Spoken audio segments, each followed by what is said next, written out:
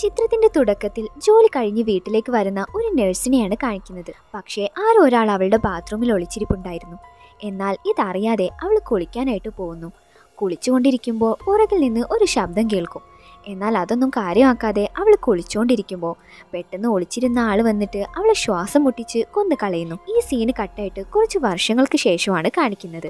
അടുത്ത സീനിൽ ഒരു ക്രൂയിസ് ഷിപ്പാണ് കാണിക്കുന്നത്. പുറത്തൊരു കാറിൽ നിന്ന് ഒരു ഫാമിലി ഇറങ്ങുന്നു. ഇതാണ് ഒലിവിയ, ഇതവളുടെ ആൻറ്റി തെരേസ, ഇതവരുടെ ഹസ്ബൻഡ് റയാൻ. ആൻറ്റിയെയും അങ്കിളിനെയും ഈ ആഡംബര കപ്പലിൽ യാത്രയാക്കാൻ എത്തിയതാണ് ഒലിവിയ. പോകുന്നതിന് മുൻപ് രണ്ടുപേരുടെയും ഫോട്ടോ ഒക്കെ എടുക്കുകയും പിന്നീട് അവൾ അവരോട് യാത്ര പറഞ്ഞ് അവിടെ നിന്ന് മടങ്ങി പോകുന്നു. അങ്ങനെ അവർ ആ ആഡംബര കപ്പലിൽ കയറുകയും വളരെ സന്തോഷത്തോടു കൂടി അവരുടെ യാത്ര തുടങ്ങുന്നു. അങ്ങനെ രാത്രി കപ്പലിൽ രണ്ടുപേരും മദ്യപിച്ചുകൊണ്ടിരിക്കുമ്പോൾ പെട്ടെന്ന് ആൻറ്റി അവർക്ക് പരിചയമുള്ള ഒരാളെ അവിടെ കാണുന്നു. എന്നാൽ പെട്ടെന്ന് അയാൾ അവിടെ നിന്ന് മറിഞ്ഞു പോകും. ഇത് കണ്ട് അവർ ഷോക്കായി പോകുന്നു. ഇത് തൻ്റെ തോന്നലാവുമെന്ന് ആൻറ്റി വിചാരിക്കുന്നു. പക്ഷെ രാത്രി അവളുടെ ഫോണിലേക്ക് ഒരു മെസ്സേജ് വരും. നേരത്തെ അവൾ കണ്ടെന്ന് സംശയിച്ച ആളായിരുന്നു ആ മെസ്സേജ് അയച്ചിരുന്നത്. കോളിൻ എന്നാണ് അവൻ്റെ പേര്. കോളിൻ ആൻറ്റിയോട് അയാളുടെ റൂമിലേക്ക് വരാനായിട്ട് ആവശ്യപ്പെട്ടിട്ടാണ് മെസ്സേജ് അയച്ചിരിക്കുന്നത്. ഇത് കണ്ട് പേടിച്ചു പോയ ആൻറ്റി അങ്കിളിൻ്റെ ഡ്രിങ്ക്സിൽ ഉറക്കഗുളിക കലർത്തി അങ്കിളിന് സൂത്രമായിട്ട് ആ ഡ്രിങ്ക്സ് കൊടുക്കുന്നു. അങ്ങനെ അങ്കിൾ ഉറങ്ങിയെന്ന് ഉറപ്പുവരുത്തിയതിനു ശേഷം ആൻറ്റി ബാഗ് എടുത്ത് അവിടെ നിന്ന് കോളിൻ്റെ റൂമിലേക്ക് പോകുന്നു. അങ്കിൾ അറിയാതെ കോളിനും ആൻറ്റിയും റിലേഷൻഷിപ്പിലായിരുന്നു. എന്നാൽ അതെല്ലാം നിർത്തി അങ്കിളിൻ്റെ കൂടെ പുതിയൊരു ലൈഫ് സ്റ്റാർട്ട് ചെയ്യാൻ വേണ്ടിയിട്ടാണ് ആൻറ്റി ഇപ്പോൾ ഈ ട്രിപ്പിന് വന്നിരിക്കുന്നത്. എന്നാൽ കോളിന് ഈ ബന്ധം തുടരാനാണ് താല്പര്യം. അവൻ ആൻറ്റിയുടെ കൂടെ ജീവിക്കണമെന്ന് പറഞ്ഞ് വാശി പിടിക്കുന്നു.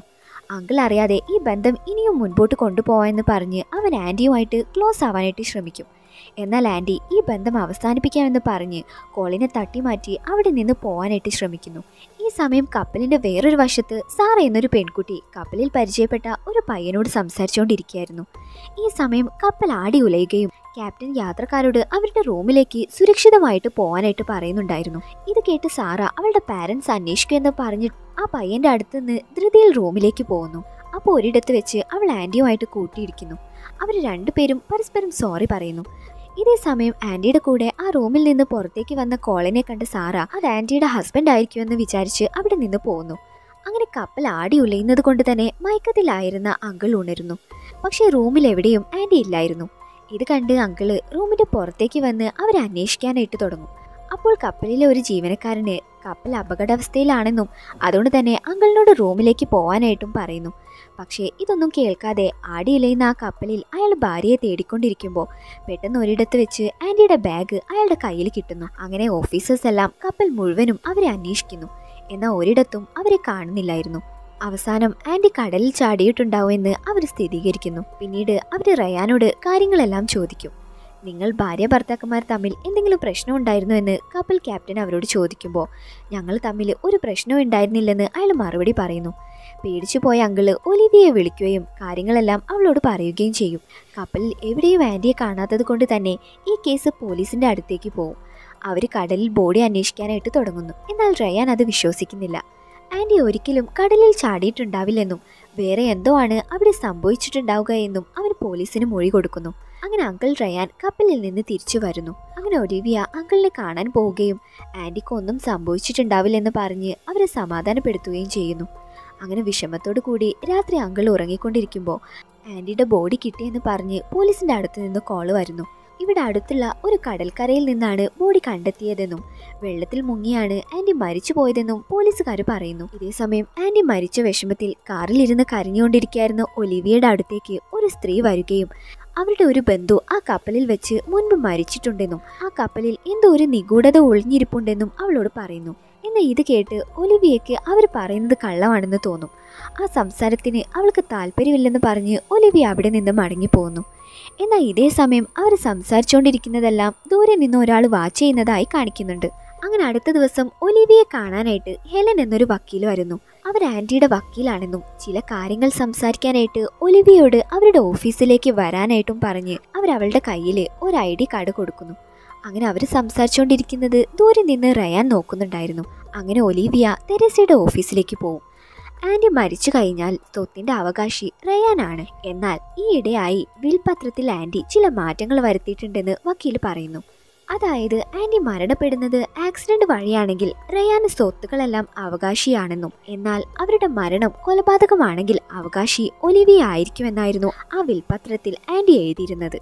ആന്റിയും അങ്കിളും തമ്മിൽ എന്തെങ്കിലും പ്രശ്നം ഉണ്ടായിരുന്നോ എന്ന് വക്കീൽ അവളോട് ചോദിക്കും. അവര് തമ്മിൽ ചില പ്രശ്നങ്ങളുള്ളതായി തനിക്ക് തോന്നിയിട്ടുണ്ടെന്നും പക്ഷേ എന്താണ് പ്രശ്നമെന്ന് വ്യക്തമായിട്ട് തനിക്ക് അറിയില്ലെന്നും ഒലിവിയ അവരോട് പറയുന്നു.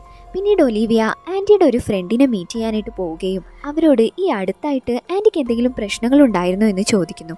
അപ്പോൾ ആ ലേഡി ആന്റി വളരെ സന്തോഷവതിയായിരുന്നെന്നും പക്ഷേ ഈ അടുത്തായിട്ട് അവൾക്ക് എന്തോ വിഷമമുള്ളതായിട്ട് തനിക്ക് തോന്നിയിട്ടുണ്ടെന്നും അവരവളോട് പറയുന്നു. യഥാർത്ഥത്തിൽ എന്തായിരിക്കും ആന്റിക്ക് സംഭവിച്ചിട്ടുണ്ടാവുക എന്ന് ആലോചിച്ചുകൊണ്ട് ഒലിവിയ വീട്ടിലേക്ക് വരുമ്പോൾ അവൾക്ക് അവളുടെ വീട്ടിന് മുൻപിൽ നിന്ന് ഒരു ഭീഷണി ലെറ്റർ കിട്ടുന്നു.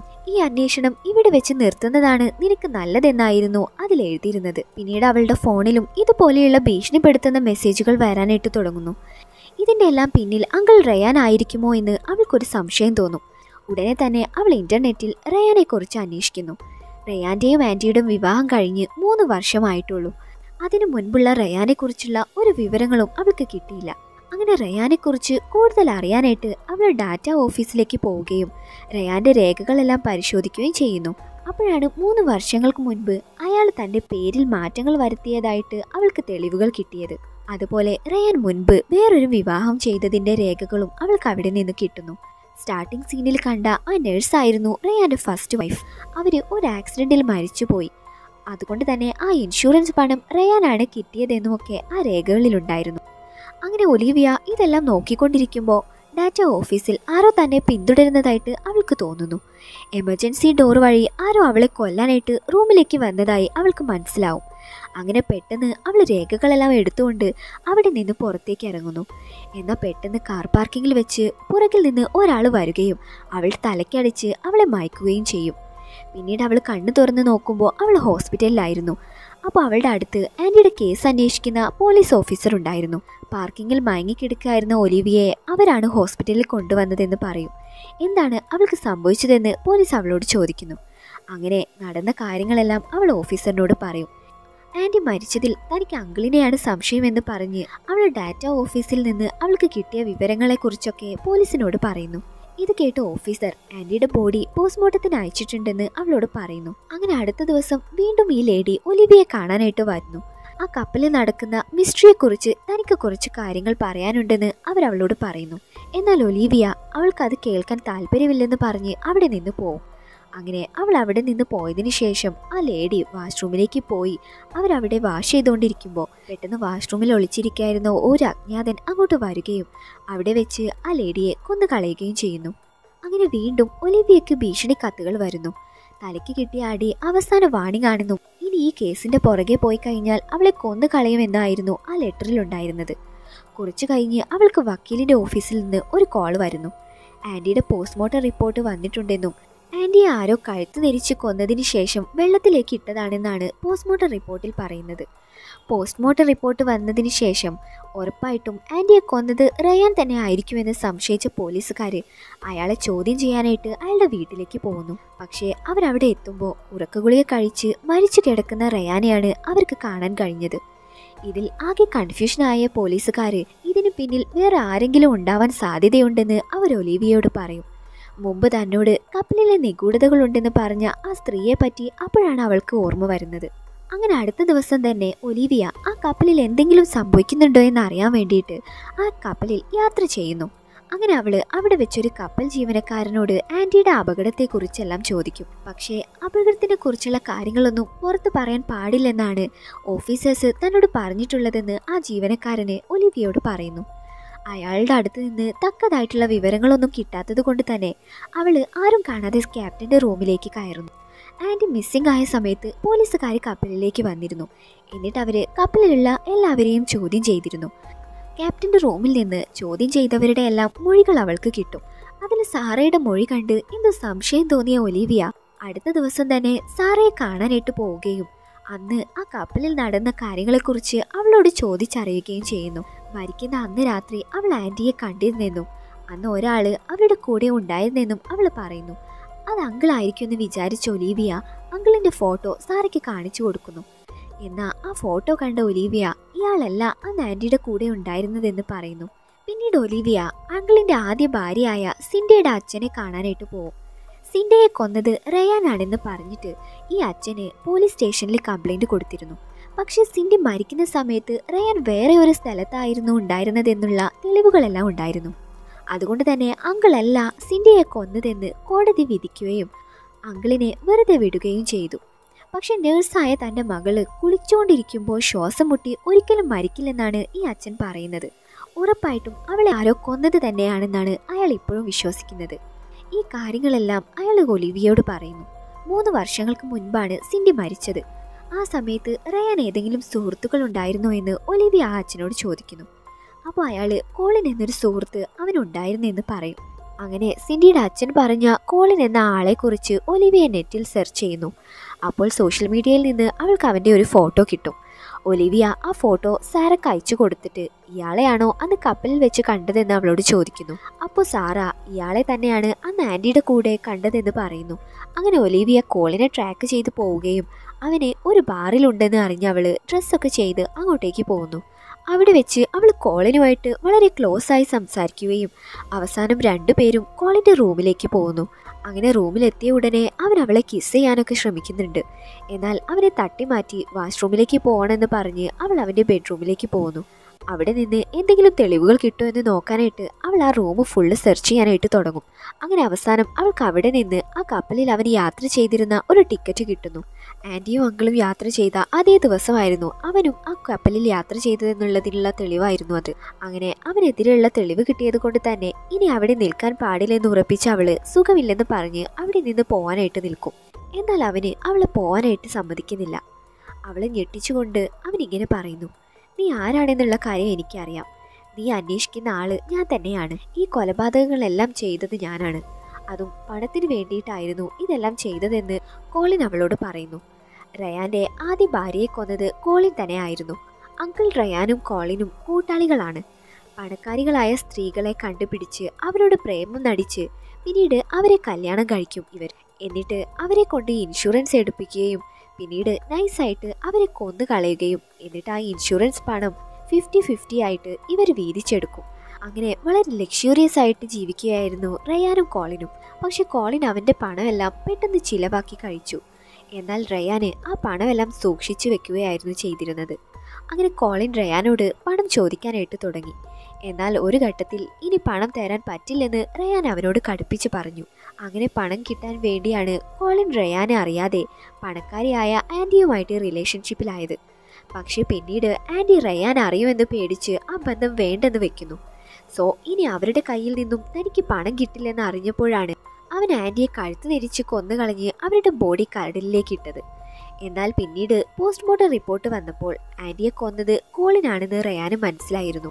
ഇതേ സമയം പോലീസ് റയാനെ സംശയിക്കുന്നുണ്ടെന്ന് തോന്നിയത് കൊണ്ട് തന്നെ റയാൻ പിടിക്കപ്പെട്ട് കഴിഞ്ഞാൽ താനും കൂടി പ്രതിയാകുമെന്ന് കരുതിയിട്ട് കോളിനാണ് റയാനെയും കൊന്നുകളഞ്ഞത്. ഈ കാര്യങ്ങളെല്ലാം കോളിൻ ഒലിവിയയുടെ അടുത്ത് പറയുകയും ചെയ്യുന്നു. എല്ലാം കേട്ട് ഞെട്ടിപ്പോയ അവള് പെട്ടെന്ന് അവളുടെ കയ്യിലുണ്ടായിരുന്ന പെപ്പർ സ്പ്രേ എടുത്ത് അവൻ്റെ മുഖത്തേക്ക് അടിക്കുകയും പെട്ടെന്ന് അവനെ തള്ളി മാറ്റി അവിടെ നിന്ന് ഓടി രക്ഷപ്പെടുകയും ചെയ്യും. അങ്ങനെ അവൾ പോലീസ് സ്റ്റേഷനിലേക്ക് പോയി ഓഫീസറിനോട് നടന്ന കാര്യങ്ങളെല്ലാം പറയുന്നു. അപ്പോൾ ഓഫീസർ നിങ്ങൾ പേടിക്കേണ്ടെന്നും അയാളെ ഞങ്ങൾ രാവിലെ പിടിച്ചുകൊള്ളാമെന്നും പറഞ്ഞ് ഓഫീസർ അവളോട് വീട്ടിലേക്ക് പോകാനായിട്ട് പറയും. അതുപോലെ അവളുടെ സേഫ്റ്റിക്കായിട്ട് ഒരു പോലീസ് ഓഫീസറിനെ കൂടി അവളുടെ കൂടെ അയക്കുന്നു. അങ്ങനെ പോലീസ് ഓഫീസറും ഒലിവിയയും വീട്ടിലേക്ക് എത്തും. അങ്ങനെ അവൾ പോലീസിന് ചായ ഉണ്ടാക്കാനായിട്ട് വീട്ടിനകത്തേക്ക് പോകുമ്പോൾ പെട്ടെന്ന് അങ്ങോട്ട് വന്ന കോളിന് അയാളെ കൊന്നു കളയുന്നു. കുറച്ച് സമയം കഴിഞ്ഞ് പുറത്തേക്ക് വന്ന ഒലിവിയ ഓഫീസർ മരിച്ചു കിടക്കുന്നത് കണ്ട് ഷോക്കായി പോകും. ഇതേ സമയം പെട്ടെന്ന് അവളുടെ പിന്നിൽ നിന്ന് കോളിൻ അവളെ വന്ന് അറ്റാക്ക് ചെയ്യുന്നു. പക്ഷെ അവള് സർവ്വശക്തിയും ഉപയോഗിച്ച് അവനെ തള്ളി മാറ്റുകയും പെട്ടെന്ന് വീട്ടിലേക്ക് ഓടിപ്പോയി ഒരു റൂമിൽ ഒളിച്ചിരിക്കുന്നു. അവളുടെ പുറകെ ആ വീട്ടിലേക്ക് പോയ കോളിന് ആ വീട് മുഴുവനും അവൾ അന്വേഷിക്കാനായിട്ട് തുടങ്ങും. ഇതേ സമയമാണ് ഒലിവിയുടെ കൂട്ടുകാരി അങ്ങോട്ട് കയറി വരുന്നത്. അങ്ങനെ കോളിൻ അവളെ പിടിച്ചു വെക്കുകയും ഒലിവിയ പുറത്തേക്ക് വന്നില്ലെങ്കിൽ കൂട്ടുകാരിയെ കൊന്നുകളയുമെന്ന് ഭീഷണിപ്പെടുത്തുകയും ചെയ്യുന്നു. ഇത് കേട്ട് വേറെ വഴിയില്ലാത്തത് കൊണ്ട് തന്നെ ഒലിവിയ താഴേക്ക് വരികയും പിന്നീട് കോളിനും ഒലിവിയയും തമ്മിൽ വലിയൊരു ഫൈറ്റ് നടക്കുന്നു. അങ്ങനെ ഫൈറ്റിനിടെ ഒലിവിയയുടെ കയ്യിൽ കോളിന്റെ കത്തി കിട്ടുകയും വേറെ വഴിയില്ലാത്തത് കൊണ്ട് തന്നെ അവള് അതെടുത്ത് കോളിന്റെ വയറ്റിൽ കുത്തുകയും ചെയ്യുന്നു. ഇതേ സമയം അങ്ങോട്ട് വന്ന പോലീസ് ഓഫീസർ ഇത് കാണുന്നു. എന്നാൽ കാര്യങ്ങൾ അറിയാവുന്ന അവര് ഒലിവിയെ പേടിക്കണ്ടെന്നും സെൽഫ് ഡിഫെൻസിനായി അയാളെ കൊന്നത് കൊണ്ട് തന്നെ മറ്റ് ലീഗൽ പ്രശ്നങ്ങൾ നേരിടേണ്ടി വരില്ലെന്നും പറഞ്ഞ് അവൾക്ക് ഉറപ്പ് കൊടുക്കുന്നു. ചിത്രത്തിന്റെ അവസാനം ഒലിവിയ തന്റെ സുഹൃത്തിന്റെ കൂടെ അതേ കപ്പലിൽ യാത്ര ചെയ്യാനായിട്ട് ഒരുങ്ങുന്നതാണ് കാണിക്കുന്നത്. ഈ സ്ത്രീയുടെ ബന്ധു എന്തോ ഒരു അപകടത്തിൽ കപ്പലിൽ വെച്ച് മരിച്ചതായിരുന്നു. അതും ആന്റിയുടെ മരണവുമായിട്ട് ഒരു ബന്ധവുമില്ലായിരുന്നു. അങ്ങനെ കാര്യങ്ങളെല്ലാം ചുരുളഴിഞ്ഞപ്പോൾ കപ്പലിൽ യാതൊരു നിഗൂഢതകളും ഇല്ലെന്ന് അവൾക്ക് മനസ്സിലാവുന്നു. അങ്ങനെ ഇതോടുകൂടി ഈ ചിത്രം അവസാനിക്കും.